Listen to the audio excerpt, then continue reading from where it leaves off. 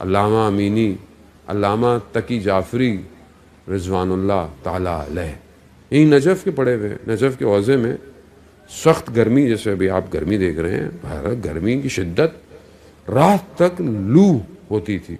27 رجب آ گیا، یہی ایام گرمیوں کے 27۔ مدرسے نے جو تھا ان کا جہاں پڑھتے تھے، انہوں نے کہا کہ آج کیونکہ 27 رجب یوم وحشت ہے تو جشن ہونا چاہیے، تو جشن انہوں نے رات کو رکھا۔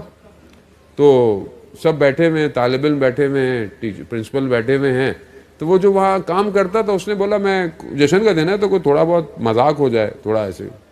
تو اس نے اس زمانے میں اخبار میں کی کوئی کٹنگ تھی، اس زمانے میں جو بھی بہرحال ظاہر ہے پہلے صدام ٹائپ کا دور تھا، تو بغداد میں تو ابھی بھی آپ دیکھتے ہیں حجاب نہیں ہے ویسے بھی، تو اس زمانے میں اور بری حالت تھی۔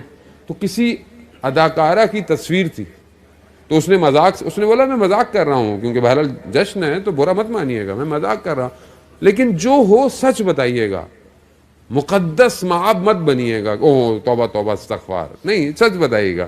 تصویر اس نے سب کو دی، کہا کہ ایک نگاہ امیر المومنین یا اس خاتون کے ساتھ ازدواج۔ اب جس کے پاس آیا تو ایسی مذاق تھا، تو کسی نے کہا مولا امیر سے تو مل ہی لیں گے، چلو یہ ہو جائے۔ ایک ایک کرتے کرتے جب علامہ کے پاس آیا تو ان کا بیٹا بتاتا ہے کہ علامہ کے لیے تصویر دھندلی ہو گئی، نظر نہیں آئی صحیح طرح، اور علامہ کہتے ہیں میری ساری زندگی ایک طرف اور ایک نگاہ امیر المومنین ایک طرف۔ جیسے ہی یہ کہا تو طالب علم نے مذاق اڑانا شروع کر دیا، لو بھائی یہ بہت پارسا بنتے ہیں، بڑا یہ بنتے ہیں۔ ان کی طبیعت خراب ہوئی، یہ اپنے حجرے میں گئے، کمرے میں دیوار سے ٹیک لگایا، بیٹھے ہوئے تھے، اچانک سے دیکھا کمرے میں ایک نور آیا، نور جیسے ہی مجسم ہوا ایک نگاہ امیر المومنین،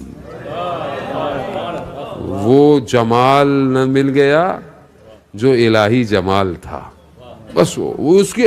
اب علامہ نے جب وہ دیکھا تو بس جو علی کو دیکھے اور وہ ہوش میں نہ رہے، ایسا ہوش کھو گیا۔ علامہ امینی جیسے باہر نکلے، ان کے قدموں کی چال سے ان کے استاد پہچان گئے، انہوں نے اس کو بلایا، کہا دیکھو آئندہ ایسا مذاق نہیں کرنا، ہم امتحان میں ناکام ہو گئے اور تقی جعفری امتحان میں کامیاب ہو گیا۔ یہ ہے عشق امیر المومنین۔